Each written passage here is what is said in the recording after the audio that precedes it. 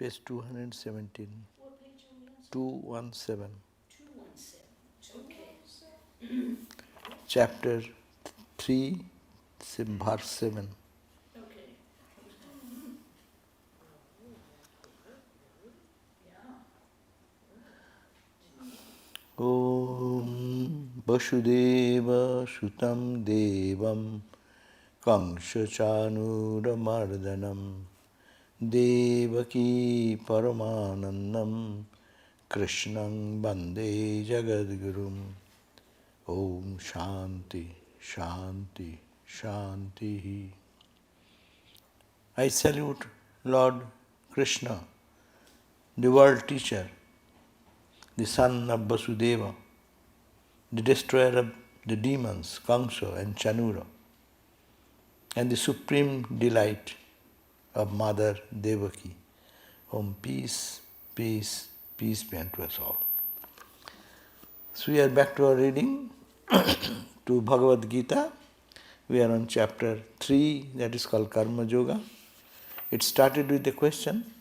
The second chapter ended with high philosophy of Vedanta, and is talked about that where the total fulfillment of life is achieved by thinking that I am infinite, and how the Jivan Mukta will roam around, the person who is illumined, how he moves around, all those discussions were given. And then it ended that jnana, the path of knowledge, that is the highest. That's why it is a little confusing. Sometimes she says path of knowledge is highest, sometimes she says bhakti is highest, sometimes it's like path of karma is highest. As Swami Vivekananda, many people say, I don't understand Vivekananda, because once he says this and another time he says this. That is the point, it is what he sees. There is no contradiction. All these paths are essentially important for our spiritual growth, and it needs a level of understanding. Without karma, without performing selfless karma, mind does not get purified. And without that, the knowledge, what we talk about Brahman, Atman, they are nice things, but we don't understand them because that purity of the heart is necessary for that. That's called the Chitta Shuddhi, the purification of the mind. With a clear mind, the truth can be experienced immediately. With a hazy mind, the same truth will appear hazy. So, that's the question, this chapter, Karma Yoga, that we started with a question of Arjuna is talking to Krishna. You are saying that, if you are saying that jnana, path of knowledge, or the wisdom is the highest, then why are you putting me, engaging me, and forcing me, putting argument in favor of performing my duties, go and war and fight and kill, though it is your dharma you have to do, you are a kshatriya, you are born. Why are you giving me this contradictory types of teachings? I am getting confused. That's why he said, if it is held by you that knowledge is superior to action, the very first verse of the chapter 3, why then do you, O Kesava, in Krishna, enjoin on me this terrible action that I have to go into the war, kill my own people, my respected grandfather, or see all my cousins, and kill them? You are engaging me. With perplexing words, you are always confusing my comprehension, as it were. Verse number 211. Tell me with certainty the path pursuing which I may get at the Supreme. So, please directly tell me, I am getting confused. When Vivekananda, when he gives argument, in front of his argument, everything seems that is the only way, that is to be practiced. And morning he tells one thing, and another evening he tells, the same evening he tells something else. So what? Because Swami was asked, Swami, you say this, in the morning you say karma is higher than anything else, karma, by karma you will get freedom. And now you say, bhakti, bhakti, bhakti, bhakti, what is this? What shall I get into it? Please give me a clarity of understanding. Then he said, this I talk to the person for whom I mean to, it is applicable for him. But you have your problem, you come with your problem. I can tell you what you are to do.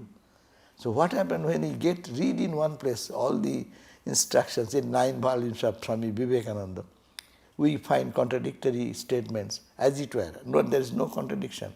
It was meant for one type of audience. Suppose the person like Swami Vivekananda can understand the pulse of the whole audience, and then what will help them that day, he pushes them in that direction. So that is a very natural thing.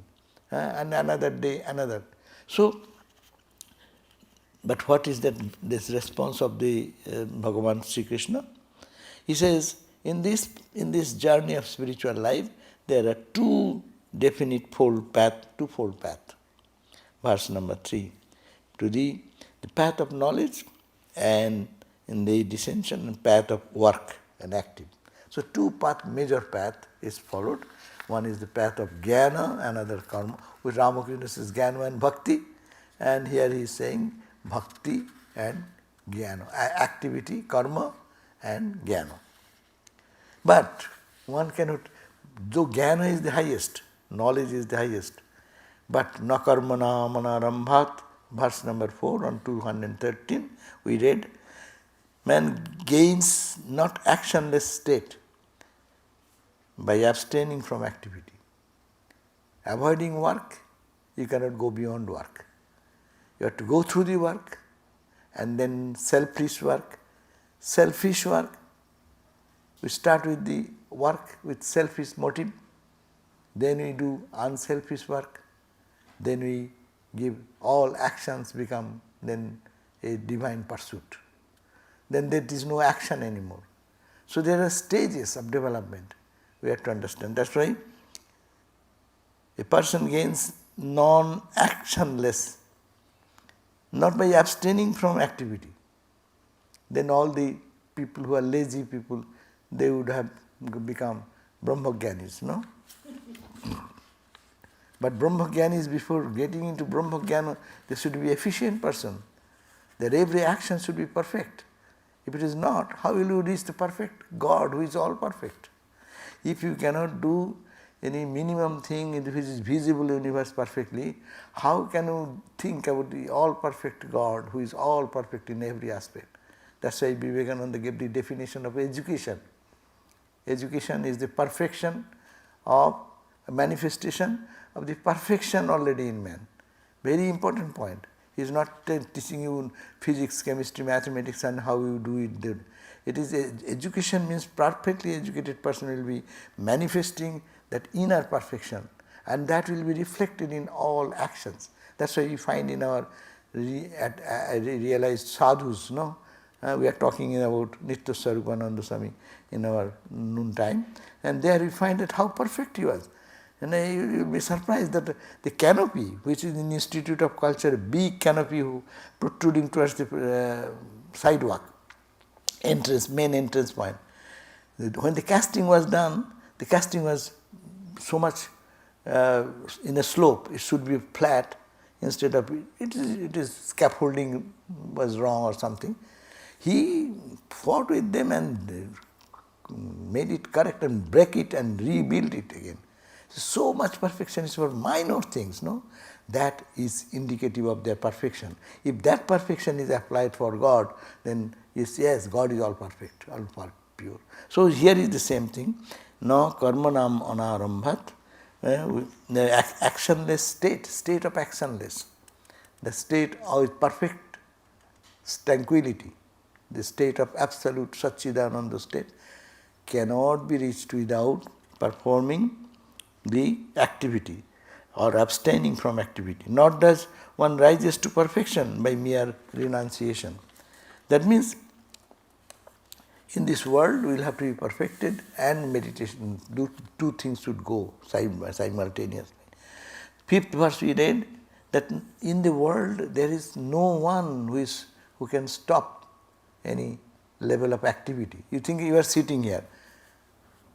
you are not actionless. You are mentally active. So it says none can ever remain really actionless, even for a moment, for everyone is helplessly driven to action by their own gunas, all their characteristics, sattvika quality, rajasa quality. You are thinking, your rajasic thinking, sattvika thinking, tamasic thinking. You are breathing, that's an action. So you cannot reach that state of actionlessness. Action is samadhi. Look at Ramakrishna, when he went to need vikalpa samadhi, what happened? Breath stopped. His physical breathing, doctors could not find pulse with the stethoscope. So it is all action stopped there. That is to understand what is actionless state. It is to be understood looking at Ramakrishna's life. He is an exemplary of everything to understand the scriptures. What is that actionless state? Not sitting like this is actionless. But actionless will be all duality will stop. All mentation, all physical activity, forget that. Mental activity, even you are thinking of God, you are thinking of Brahman, that should stop. So long you are thinking, then you are differentiating, you are the thinker, you are the meditator, you are meditating on the Atman and the tool is the mind. All these three will all collapse into just oneness. And where there is nothing but that. And then this body dysfunctional, it's dead body. So that is the actionless state. We can see in Ramakrishna in the ecstasy. So that is cannot be, otherwise we are all guided by our gunas, our nature, inherent nature. And those people in an attempts to abandon the karma, avoiding the karma, and thinks that he will be reaching the highest goal, that's a wrong concept. Gita does not support that. And also this Ramakrishna mission, see, this when we came into the Ramakrishna mission, when he joined, what we thought? We thought we will think of God and meditate and pray, because we are outside life, we are having some job, we are doing something to earn money, doing this or going to school, and here we come, I will sit and meditate day and night and realize God. But it does not happen. When you come here, you get more work, which you didn't do before, you do more. And that creates, what is for? I have come here to do meditation, and have I come to do my business, like again doing this job, that job? So our engineers are employed in doing their engineering work, building construction, this, that. Our IT specialists are now very much engaged in their computer and all this, setting all this website, this, that. So, what is this? Is more work. We used to do the same work outside and gain some money. And I am not taking money, but I am doing the same work. This is called God realization. That's the old concept of God realization. Just give up everything. But you cannot give up everything. Your mind will be active. You will be thinking. So, therefore, to utilize the energy in a positive direction and digressing that into the towards God. So, that 6th verse we read, that person is deluded, is called a hypocrite, who sits controlling the organs of action. That means hand like this, samadhi like that, is sitting. But mentally, going to London, to New York, to Boston, to this and that, roaming around everywhere, talking to every people mentally, and I am meditating, that I am in samadhi. He is a hypocrite. Here Bhagavan Krishna is just pointing out to them that is not the path, it is a path of hypocrisy. Rather you exhaust your energy in good cause and think that you have served God and whatever the karma yoga idea. And then your mind will be really supporting your idea of contemplating on the divine absolute one without any duality. So, but dwelling in his mind on the objects of the senses. Dwelling of the mind is roaming around the objects of the senses, external world, and externally stopping all actions and sitting for meditation. It does not make a yogi. Therefore, today we read reading verse number 7 on 217, which says, Jastu indriyani manasha niyamyo arabhate arjuna. Jastu indriyani manasha niyamya arabhate arjuna karmendriyai karma yogam ashaktasya vishishyate ashaktasya vishishyate. Because just to indriyani means the senses, eyes, ears, hand, feet, all the senses. Manashaniyam, controlling by the mind. Mind is the master of all the senses, no? We have 10 senses, no? 5 organs of perception and 5 organs of action. These 10, but they are all linked with mind. If the mind is not connected, I cannot see. I may be looking at, if I am thinking something else, mind will not see what is in front. I am hearing, but I will not hear if my mind goes to some other thought in between. So mind is called the controlling and connecting link of all the sense organs. But here what he says, just to indriyani, all these senses, manashaniyam, by controlled by mind. When the mind controls all these organs, and controlling means not allowing it to go in its diverse subjects, and his Arahati Arjuna starts doing some work, karmendriyai karma yogam, all engaging the karma, indriya, all the hand, feet, eyes, ears, to perform any action, what you need? You need all these 5 organs active. Your eyes should be sharp to do what you are seeing. Your ears should be sharp what you are hearing for perfect work. So it is to be controlled by the mind, and niyamno arabhate, and you start your activity. But in one point it works. Your hand, feet is working, mind is also concentrated there. If you do like that, karma yogam, you do the karma yoga, then ashakta, you become detached. You are not thinking of any result of your work, good or bad, what will come, but you are focusing on your work only by controlling your mind, connecting all the senses, controlled by mind. That means a total focus on the work and dedicated yourself on that work. That is the karma yoga. That is much better than people sitting idly and thinking that I am doing great spiritual progress. So, the running translation on 218 it says that he excels, O Arjuna, who restraining the senses by the mind, being unattached to the results of action, directs his organs of action to the path of work. That means action, life of action, service. Only action is not, karma is karma when, it is called karma when it is done only for doing something to achieve something. But karma yoga is said doing everything but not expecting anything but the pleasure of the Lord. Whatever I am doing to please my God, my beloved Lord. So, he is saying that what people normally do a mistake here, that's why the explanation goes like that. The hungry dog chained to a post scrambles and paws for a plate of food kept for him at a distance. So there is a food and the dog is here chained. He sees the food, beautiful food to grab, but cannot go because it is chained.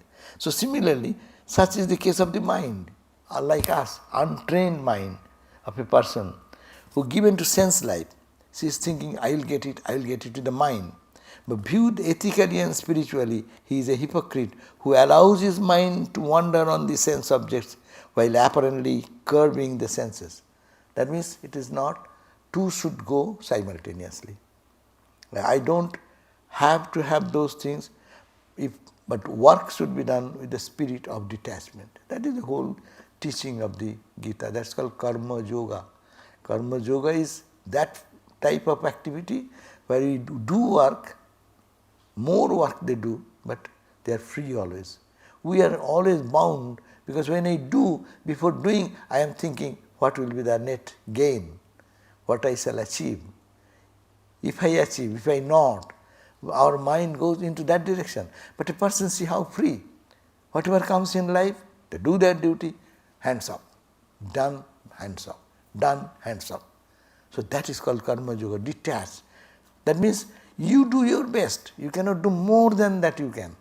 Your ability, you have exhausted your ability. With full concentration, mind focused on that, and after doing that, just detach. Let it bring good action, good result, good, bad result, bad, whatever. But I did my best with all sincerity and thinking that I am offering it to God. And that's why the explanation continues. On another hand, an aspirant ought to change his attitude and seek to engage his mind on things divine. The mind disciplined this way chooses to engage the ever active and indulging senses on things noble. It is subject is changing to indulging our senses. Our attraction should be for the higher thing, not for the smaller thing. It is, you always, Swamiji said, you want to do a robbery, just go the treasury of the government treasury, billions of dollars. Why do petty stealing of $10, $20? What is the use of that? You want to do anything, do get big. That's the point. So he says that the mind disciplined this way chooses to engage the ever active and indulging senses on things noble and elevating instead of on those which are base and vulgar. And then he gives the example that discipline is imperative in all the detailed activities of the mind and senses. The acts of a cooking, such an example. Cooking and eating may be cited as an example. An aspirant prepares wholesome food for offering to the chosen deity. We call, I am offering for the God. I am preparing meal for the, it's called bhogam. We are preparing for God. While doing so, there is no thought whatsoever of his tasting the dish. We don't do taste ourselves. Whether it is good or bad, we don't taste. No? But we do our best to prepare the meal. So it is done in a worshipful mood. The same activity. Hand, feet is doing, mind is there, but not expecting whether good or bad. I do my best. That is the attitude. I am cooking the best way because it is going to the Lord. So the food is then dedicated to the deity. It is subsequently, of course, who takes that prasad? We all eat ourselves. Ultimately it comes to us. So you do some work, you get some benefit out of it, it will come. But if you pay your attention to the outcome and don't pay attention to the action, then you are losing the spirit of it. Because the work is not done perfectly. Because part of the mind is hankering for the result. Result means it will be good food, it will be taste food. Of course it will be tasteful. I am doing my best and I am doing for God. So doing the same action, then it will be dedicated to God and subsequently partaken by the devotees as grace from the Lord and not as an object of sense enjoyment. It is a sense enjoyment. No, I eat food, it is a tongue sense. Good food, tongue says wonderful and I say good, I relished it. But the same sense enjoyment will come. But it is a different way, it is a prasad, it is coming, the grace of God is coming to me. What is change, what is the transformation? We are eating the same food, preparing the same food and offering it to God, action remaining the same, result is becoming tremendously different. One is bringing only little ego sense, another is that, oh, Lord has accepted it and His grace I am intaking. So, and then what is happening? It is preparing my mind, pure mind. Aharu shuddhau sattva suddhi. If you take this way type of food offered to God, then it becomes pure food. And the pure food, sattva suddhi, your buddhi. Sattva means your understanding will be clear because you are thinking of God and taking as grace of the Lord, no? With the food. Tongue is getting satisfied, but main purpose is mind is getting purified. Aharu shuddhau sattva suddhi. Sattva shuddhau dhruva smriti. Then if your mind becomes such pure, thinking of God, in any way you think of God, mind will be purified. So when you are eating the food, while it's giving the joy to the tongue, at the same time it is purifying the mind. And that purification of the mind will lead to what? Dhruva smriti. Your memory will be then firm memory. God is there. God's grace can be felt. We can understand, we can experience that. Dhruvasmriti. And Dhruvasmriti, and then that leads to the realization of God. Pure God can be realized. So it is the Upanishad says like that. So herein lies the difference between the indulgent and disciplined.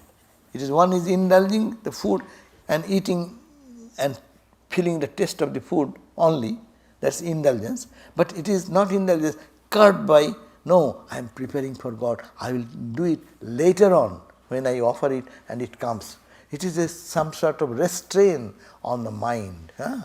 So this is the point important to notice, that the thing will be the sense experience, but that sense experience is afterwards giving you the touch of God and that purify the mind, and that is the disciplining the mind, not now. That's why even in Hindu homes they keep the tree bearing the first fruit, beautiful fruit. They make it earmarked with a cloth or something, they tie it so that they don't take it first. It should go to the Lord. After offering to the Lord, who eats? We eat. So that is going on, but mind is being controlled. No, don't take it now. Let it be offered to God and then take it. So you are thinking of God first in your mind. So that is the purifying aspect of karma yoga. In this way, anyway, the former wastes away the mind and the senses, while the latter wins and conserves them. In this wise, all the senses require to be fully engaged in the service of the Lord, self-controlled culmination in self-fulfillment. It is a self-fulfillment, but it is a control. There is a control over control. No one is controlling. I am controlling my mind. I am controlling my senses. Not now. When it is sanctified, purified, I will take. So it's just a small example that we can apply in every experience of our life. A student can apply in their study. A teacher can apply in his teaching.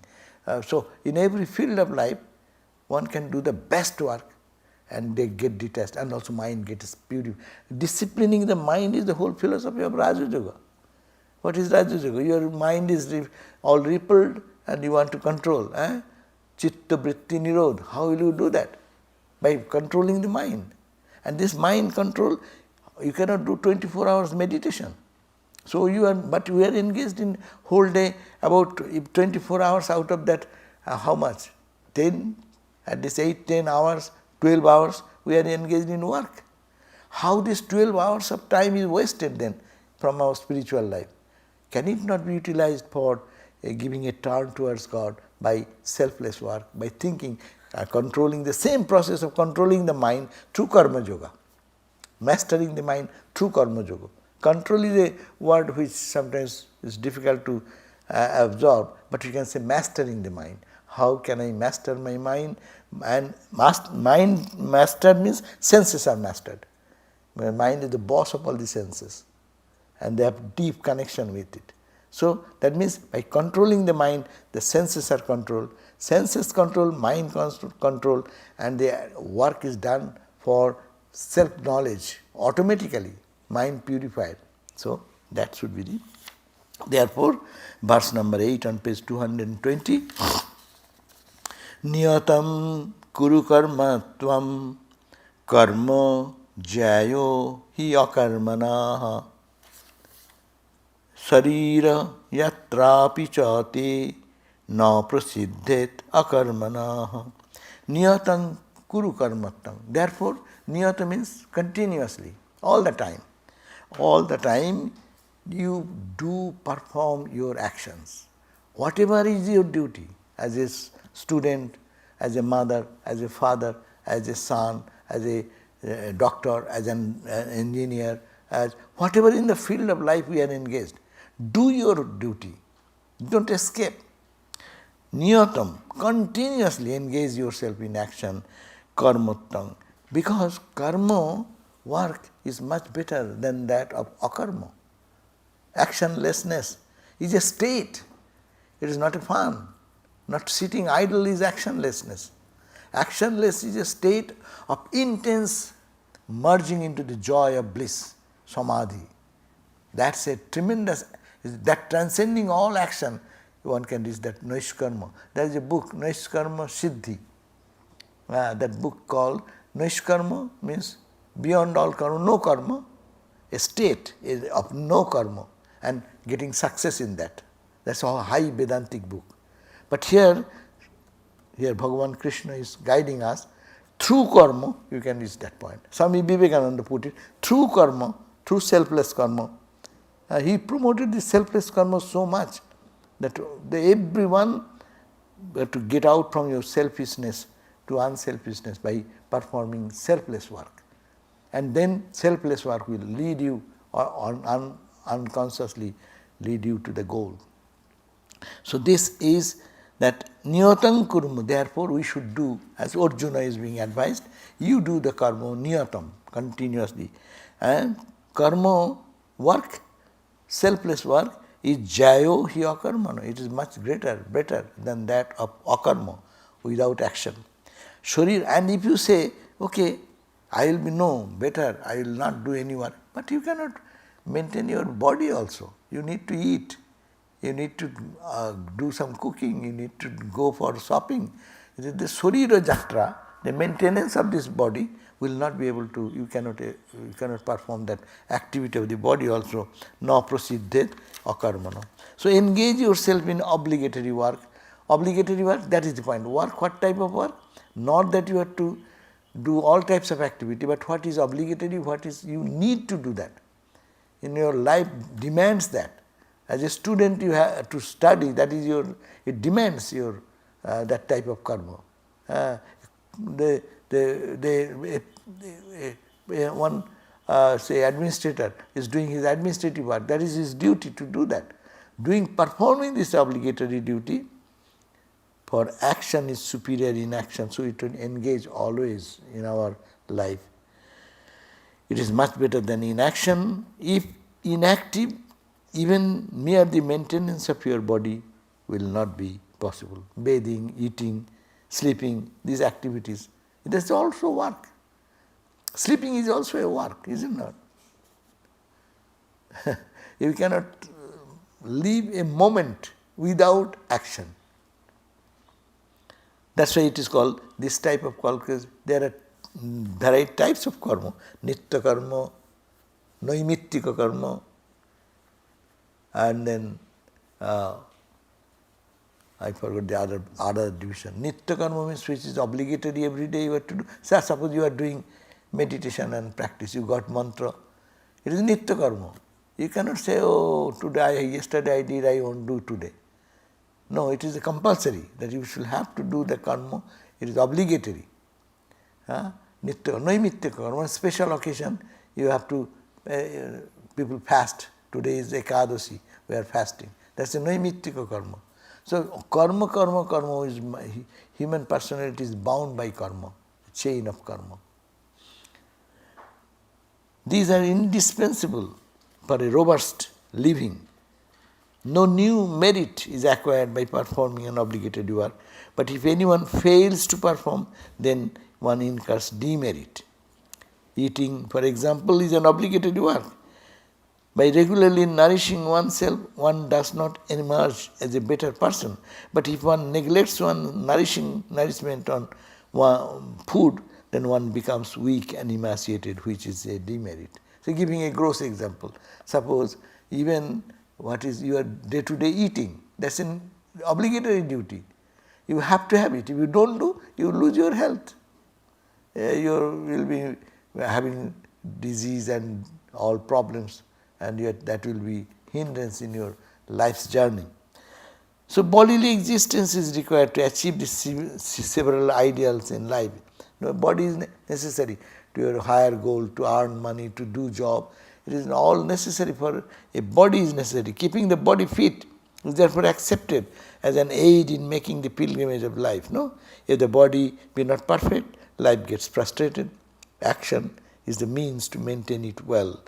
Those who desire an abundant life ought to be fully engaged in activities. No, this is a physical world. It goes on. So one ought not to be satisfied with discharging the obligatory duties alone, for they can only maintain man in an excellence he has so far acquired. But there are yet other excellences. Only physical body we are talking. So you have to take care of your body. But you have a mental body. You have to nurture that body. You have a spiritual body. We call gross body, subtle body, causal body. But this, every type of body needs some food. Physical body needs some physical food. Mental body needs mental food. Mental food is what? Reading the scriptures, meditation, prayer. These are the nurturing your mind and making it more powerful and raising it in a divine consciousness. So, but in remaining, crawling is a necessary step in baby's life, on page 221. But in remaining dissatisfied with it, the baby can never evolve. No. Crawling, that's why Swamiji said, better to be born in a church, but not to die in a church. We can enter into a church, but we should come out of the church. So, karma is to come out of karma. Do the karma and do perfectly and get out of the karma. Yes, further to the crawling baby cannot evolve if he remains there only, has further to stand and then walk and then run. Even so, a man progresses through new enterprises. There are those who hold the doing any new karma amounts to the creation of additional bondage. We can create karma, by karma we can create bondage also, but karma also we can create freedom also. That is the uniqueness of karma. Karma, you can drive the car moves in the front direction. If your gear is back gear, then where the car will move? In the back direction. So, karma is necessary, whether to move forward or to backward. But karma is an instrument which leads us to reach our goal. The seeming progress on one side is nothing, but bondage to the karma on the other is the view of these people. They advocate that avoidance of the chimera of action and its dreadful consequences in the shape of slavery to action. But this negative position is untenable. Man can make endless ethical, spiritual progress in life and at the same time remain untethered to karma. Therefore, the purpose of life has been made in this verse 9, which says, Jagyarthat karmano annatra loko ayam karma bandhana tadartham karma kunteya mukta sangha visamachara. Then you do karma, there should be some purpose of karma. Jagyarthat. Jagyarthat means for the sake of sacrifice, for the good of others, for their revelation, for removing the clouds of the mind, the cobwebs of the mind. Selfless work. Karmano annatra. Jagyarthat, the world is bound by action other than those performed for the sake of jagna. Do therefore, O son of Kunti, earnestly perform action for jagna. Only do it for God. That is the point. Every life is a sacrifice, no? Everyone is unconsciously or consciously sacrificing their life. We live on unconsciously they are doing, but if we do consciously, there is a great joy in it. The plants are giving oxygen to us, no? They are sacrificing that. And we are giving up our carbon dioxide and they are absorbing that. It's a cycle. Every moment of our life is some life is sacrificed for our sustenance. We eat food, we eat fish, we eat chicken, or whatever people, even rice, dal,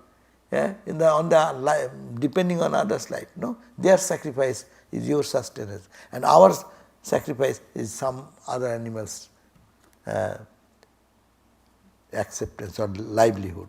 So, therefore, there are three types of things as explained very nicely, that in life we have three things: competition, cooperation and self-dedication. These are the three ways in which beings make life a fulfillment. By competition, survival of the loudest, survival of the fittest, no? Darwin's theory of evolution, no? Who are very powerful, they win, no? This is life of competition. This is only lower level, beastly level. Cooperation, this is a higher level. Second point, in the life there are mental plane, and there cruel competition gets minimized there. Intelligent cooperation gains ground here. So competition will be, but efficiency, how much one is efficient. So that's a higher state of society where this second type of work is done, cooperation. And third is the self-dedication, is the highest law of life. Who are the people we remember in the world? Who have totally dedicated themselves for the cause of the world. Buddhas, Ramas, Krishnas. They have no selfish motivation. They are everything. We remember the saints. Who are the saints? Who have completely dedicated themselves for God. So they have no selfish motivation. So as much is the dedication, so much is the closeness to God. So self-dedication is the highest law of life on page 223. It prevails at the ethical and spiritual planes. It is given to the enlightened man alone to practice self-dedication. So competition goes in the world of competition, always. By cheating, by doing whatever means to gain power, gain money, gain wealth, no? Or cooperation is a better man. A sophisticated person, a very nice person, cooperates with others, and competition is there in another level and they excel them.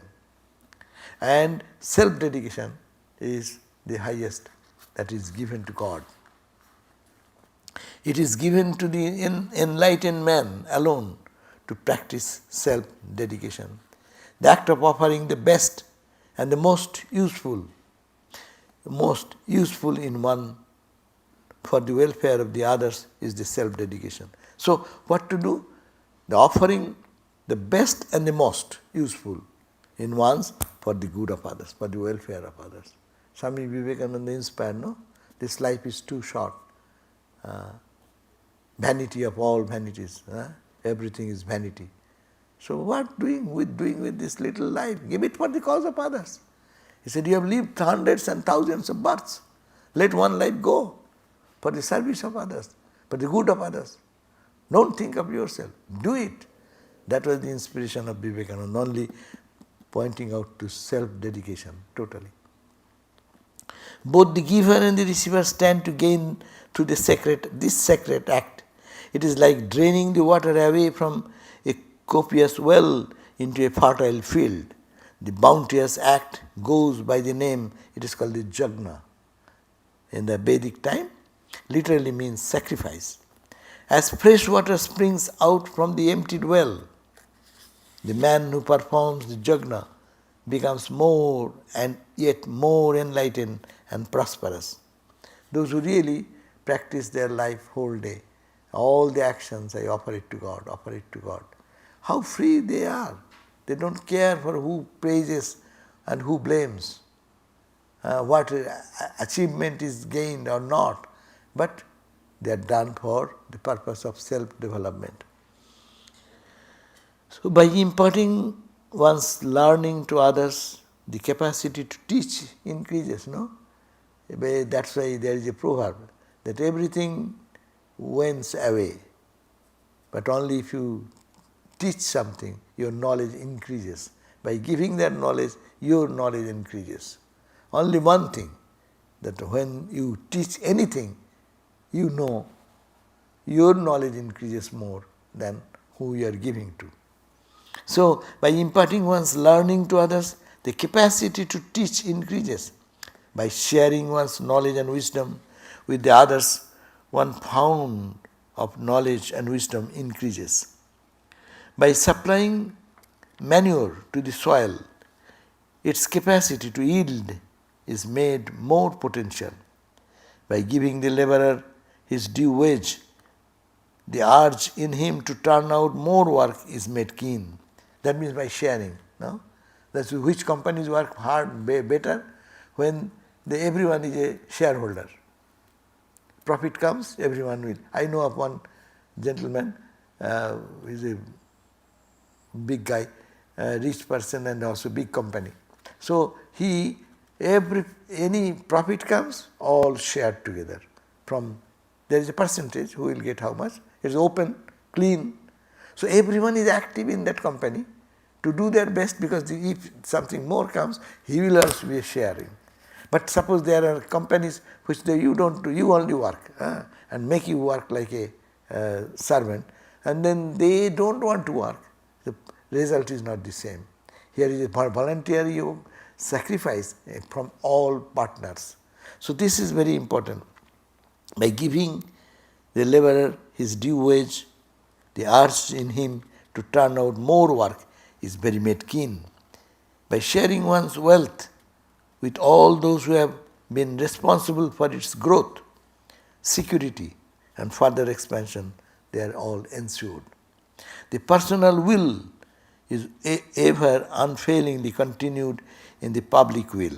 Then it owns one personality to everyone's. So that expansion happens.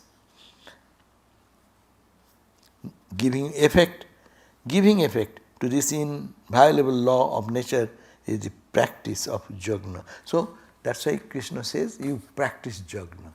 Do whatever as an sharing with others and forget your own self, not you, me. Even Vedanta says, what is ajnana, what is ignorance? Ahamidam, mamaidam. Me, I am this and mine is this. People are all bound in the trap of me and mine. So let it be thee and thine. So that is the idea. If that is the karma yoga, it is I am doing for God and your children. So whatever. So meritorious work, act untainted by selfishness, disinterested services, work of any kind performed for general welfare, adoration of the Almighty, ethical and spiritual endeavors, all these salutary activities are counted in jnana. So he is giving a clear idea what is called the base selfishness. The action where personal interest is less, zero. It cannot be zero, but we start with that less and less and less. Second, disinterested service. I am disinterested means don't make a wrong translation of it, that I am not interested anyhow, I have to do anyway. No, disinterested means that disinterested to its result. We will think later on. Let me focus total mind in this action. Total sincere action. Work for any kind, performed for the general welfare, for doing for the good of others. Adoration of the Almighty, I am doing it for God. Ethical and spiritual endeavors, it is for my ethical life and spiritual life I am performing this work. So all this type of attitude is falling under the category of jnana. Dedicating oneself exclusively to the spiritual life amounts to the performance of jnana. So our goal, if we can dedicate totally to God, that is the highest performance of jnana. Waging righteous warfare to wipe out wickedness from the world is also another act of so much disharmony, so much worse thing going on. To wipe out those things, people are fighting. Peace march they are doing to protest against unrighteous activity. These are also jnana. Increasing the wealth of the country, not for self-aggrandizement, but for the people's welfare, is definitely another jnana. The society, the king or the powerful people in the political leader, if they do this type of attitude, they are performing jnana. So that jnana can be utilized in every aspect of life. Humble and obscure laborers such as hewers of the wood, dryers of the water, tillers of the soil, and carriers of load are also performing jnana when they assume the attitude that with the sweat of their brow they are serving the Lord and His creation. No, everyone can think. It's like the squirrel helping in the building the bridge of Rama's bridge. no?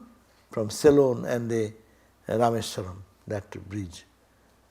It is meaningless. In the huge bridge construction, what is the value of a squirrel putting 20 grains of sand, 1,000 grains of sand? What does it mean? But no, I am contributing to the mission of the Lord. We are all here to get freedom. In this journey of freedom, I am doing my best to contribute my share. That is the Jagna idea.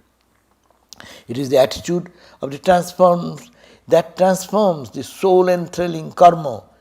It's very important. Soul entangling karma to soul emancipating karma. Which is soul enthralling. I am happy. This little ego, puffed up ego, I did it, I gain it, I got the money, I got the power, I got the name. No. It is for contrary to that soul emancipating jagna. My little soul will be freed from the bondage of entanglement. That is called jagna. It's a good idea we read today that jagna is Vishnu, is an Upanishadic statement. So this is the jagna we should perform. Okay, so almost 6 o'clock. So we end here today. So there is any question? I don't think who will put the question. Any question? 2 people are here, young people. So thank you all who are on the line online. Very nice to see you all. Wow. Ganga is also here. John is there. Sarah is there. Wow. Pavitra is also there. Oh wow, you are there. And Devi Prana is here probably. And Elizabeth. Thank you. Okay, thank you.